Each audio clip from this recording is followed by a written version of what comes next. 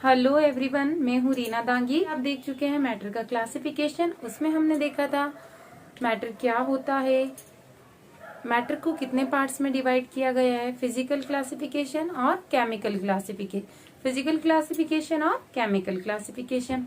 Again हमने देखा था फिजिकल क्लासिफिकेशन को 3 पार्ट्स में डिवाइड किया गया है, सॉलिड, लिक्विड एंड गैस। इनकी प्रॉपर्टी हमने पढ़ी थी।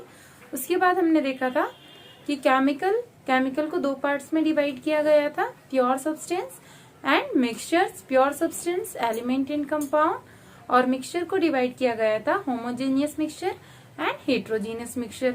आज हम देखते हैं कि जब कोई भी जब 2 केमिकल मिक्स होते हैं, 2 chemical mix together and form a new chemical substance, तो ये केमिकल रिएक्शन किसी ना किसी लॉ को फॉलो करती है। तो उन लॉज को हम पढ़ेंगे आज। तो 5 लॉ है, कोई भी केमिकल रिएक्शन 5 लॉ को फॉलो करती है। तो देखते हैं हम। फर्स्ट लॉ है हमारा law of conservation of mass. इसके according matter can neither be created nor be destroyed by any physical और केमिकल रिएक्शंस। दैट मीन्स कि मैटर को आप ना तो क्रिएट कर सकते हो ना ही डिस्ट्रॉय कर सकते हो किसी भी केमिकल और किसी भी फिजिकल रिएक्शन के थ्रू या किसी भी फिजिकल प्रोसेस के through. This law is given by Anthony Lavoisier in 1789. Example देखते हैं हम इसके लिए।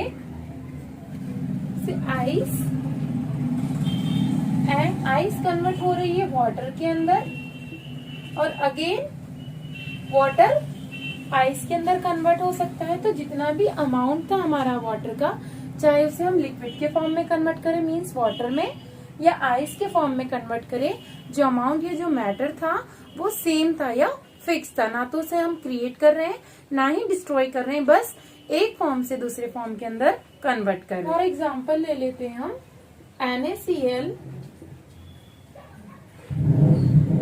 Plus AgNO3,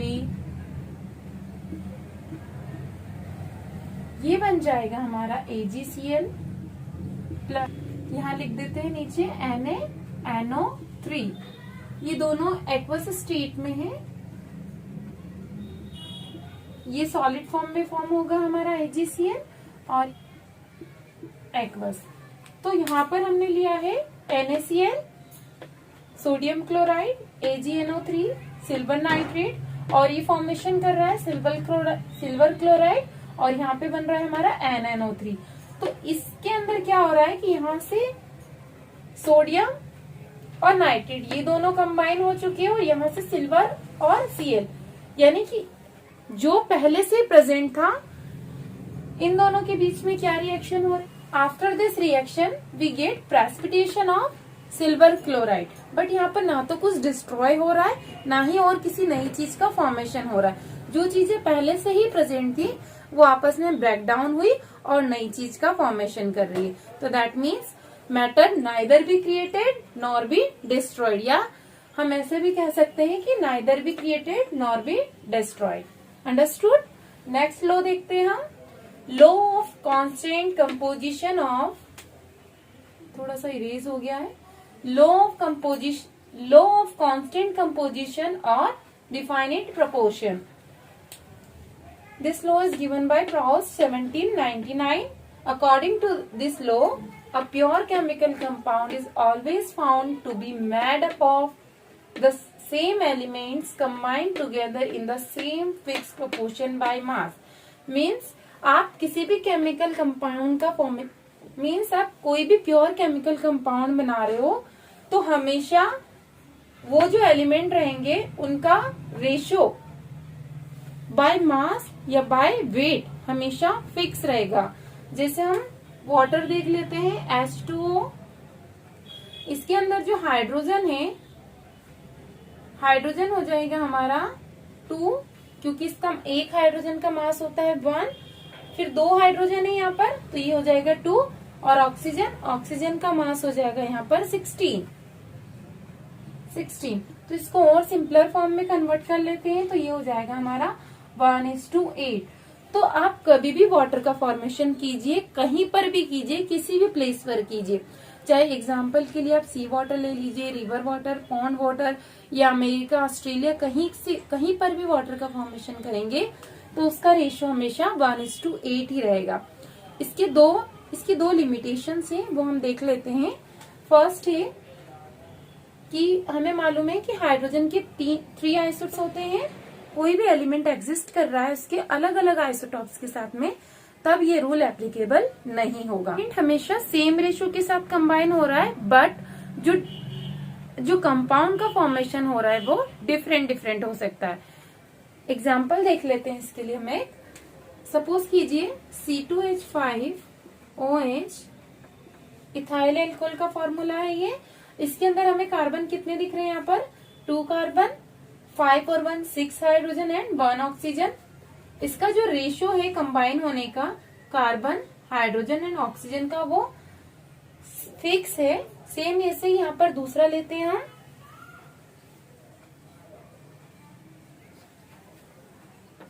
CH3OCH3।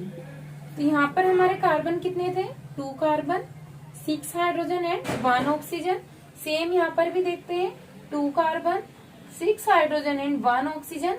तो देखिए रेशियो जो है वो फिक्स है, बट यहाँ पर हमें डिफरेंट टाइप के कंपाउंड का फॉर्मेशन होता हुआ दिख रहा है, यानी कि सेम रेशियो होते हुए भी डिफरेंट टाइप के कंपाउंड का फॉर्मेशन हो सकता है।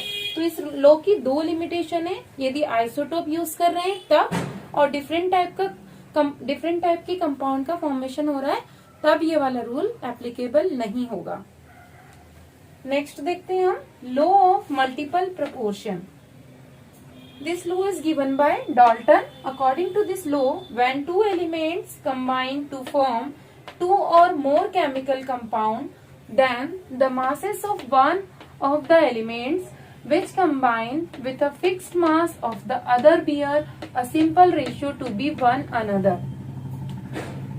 According to this law, यदि दो एलिमेंट कंबाइन होकर अलग अलग टाइप के कंपाउंड का फॉर्मेशन कर रहे हैं, तो उस टाइम पर हम क्या कर रहे हैं कि जो एक एलिमेंट है उसका हमने मास या फिक्स रेशियो रख दिया, उसको फिक्स रख दिया है, और जो दूसरा element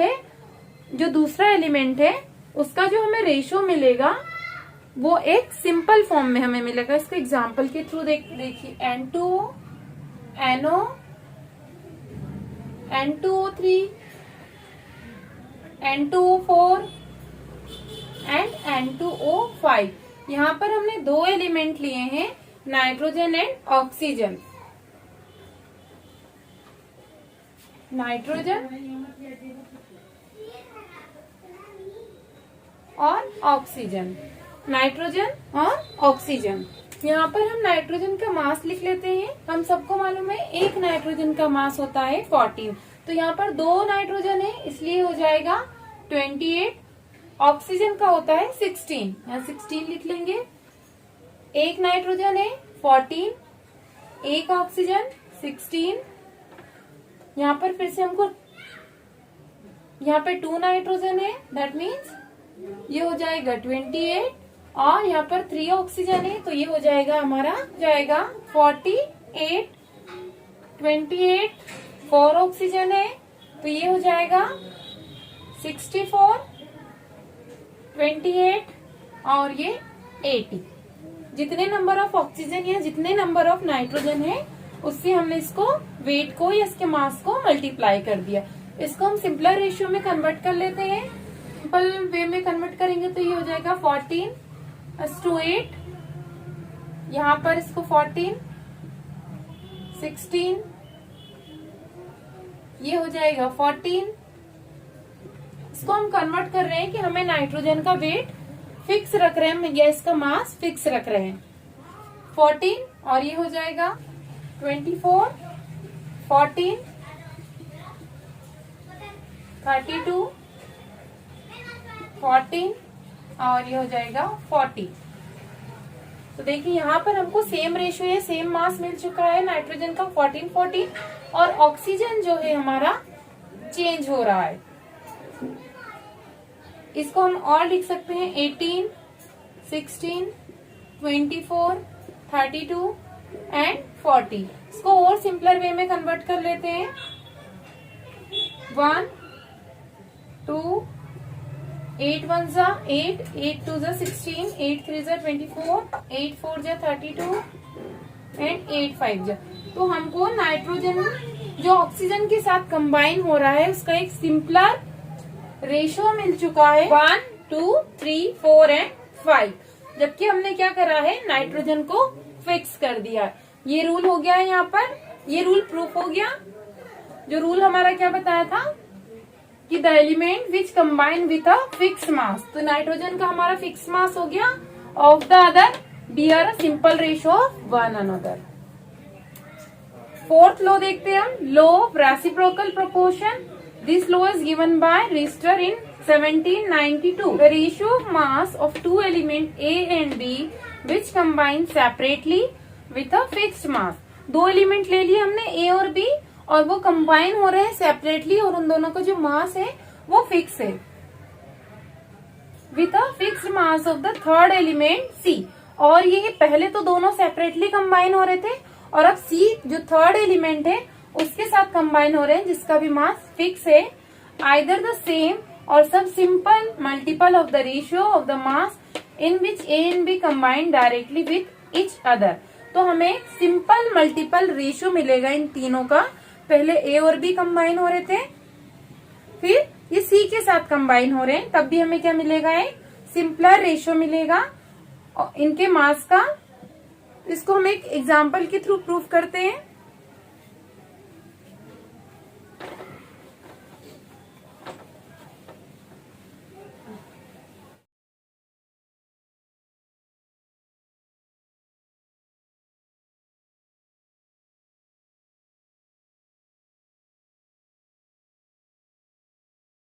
Carbon and oxygen. Carbon and oxygen separately combined with hydrogen. ये हो गया। तो कार्बन जब हाइड्रोजन के साथ कंबाइन होगा तो ये बनाएगा CH4, CH का फॉर्मेशन होगा। सेम ऐसे ही जब हाइड्रोजन ऑक्सीजन के साथ कंबाइन होगा तो H2O का फॉर्मेशन होगा। और कार्बन और ऑक्सीजन का जब फॉर्मेशन होगा, कार्बन और ऑक्सीजन जब कंबाइन होंगे तो ये बनाएगा CO2। तो यहाँ पर इन दोनों का रेशियो देख लेते हैं हम। यहाँ पर हाइड्रोजन है 4 और कार्बन कितने हो गए हैं, कार्बन का मास हो जाएगा यहाँ पर 12 और हाइड्रोजन का मास हो जाएगा 4। यहाँ पर हाइड्रोजन का मास हो जाएगा 2 और ऑक्सीजन का 16। यहाँ पर मास आएगा 12:16। तो देखिए यहाँ पर हाइड्रोजन के साथ कार्बन भी कंबाइन हो रहा है और ऑक्सीजन भी कंबाइन हो रहा है। तो यहाँ पर इसको और सिंपलर वे में कन्वर्ट करते हैं तो ये हो जाएगा हमारा 3:1 और ये हो जाएगा 1:8। यहाँ पर हाइड्रोजन को हमने फिक्स रखा है और ये दोनों चेंज हो गए हैं। यहाँ पर देखिए जब ये दोनों आपस में कंबाइन होते हैं हमारा 3:8। ये लॉ प्रूफ हो चुका है। देखिए एक बार फिर से समझते हैं इसको। कार्बन एक एलिमेंट है और ऑक्सीजन एक एलिमेंट है, ये दोनों अलग अलग हाइड्रोजन के साथ कंबाइन हो रहे हैं। देखिए कार्बन एक बार हाइड्रोजन के साथ कंबाइन और ऑक्सीजन हाइड्रोजन के साथ कंबाइन हुआ तो यहाँ पर रेशियो आया इसका। जब हमने इसको सिंपलर वे में कन्वर्ट किया, इसने फॉर्मेशन किया था CH4 का 3:1, यानी हाइड्रोजन हमें मिला था 1 रेशियो में और कार्बन मिला था 3 रेशियो में। यहाँ पर H2 का फॉर्मेशन हुआ, सिंपलर वे में कन्वर्ट किया तो 1:8 है।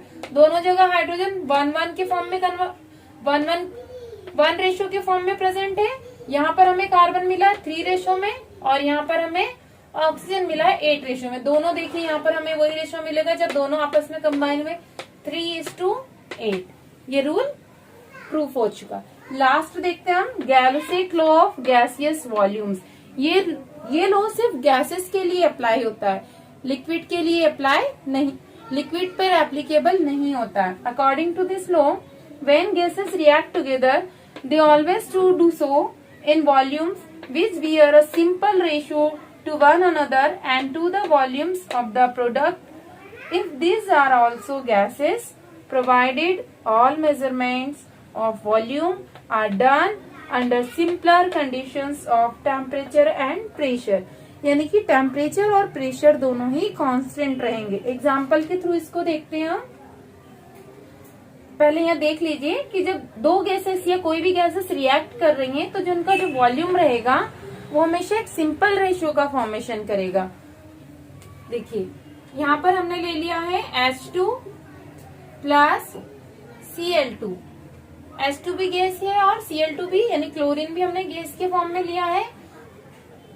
1 वॉल्यूम और ये भी हो गया 1 वॉल्यूम, तो दोनों मिलकर एक सिंपलर रेशियो यानी 2 वॉल्यूम का फॉर्मेशन कर रही है। ये रूल प्रूफ हो चुका है। अकॉर्डिंग टू दिस लॉ आपने कोई भी दो एलिमेंट या दो, क्योंकि ये जो रूल है वो गैसेस पर ही अप्लाई होता है या एप्लीकेबल होता है, तो दो गैसेस ले ली तो वो हमेशा एक सिंपलर रेशियो का ही फॉर्मेशन करेगी। तो 1 वॉल्यूम और 1 वॉल्यूम हो गया यहाँ पर 2 वॉल्यूम। अगर आप इस लेक्चर को हिंदी में देखना चाहते हैं तो डिस्क्रिप्शन बॉक्स में दी गई लिंक पर क्लिक कीजिए। और स्टूडेंट्स, यदि आपको लेक्चर अच्छा लगा है तो सब्सक्राइब करना मत भूलिए और लाइक, ज्यादा से ज्यादा लाइक कीजिए। आपके एक लाइक से मोटिवेशन मिलता है ताकि मैं आपके लिए ज्यादा से ज्यादा इसी टाइप के और वीडियो लेक्चर ला सकूं। Thank you so much.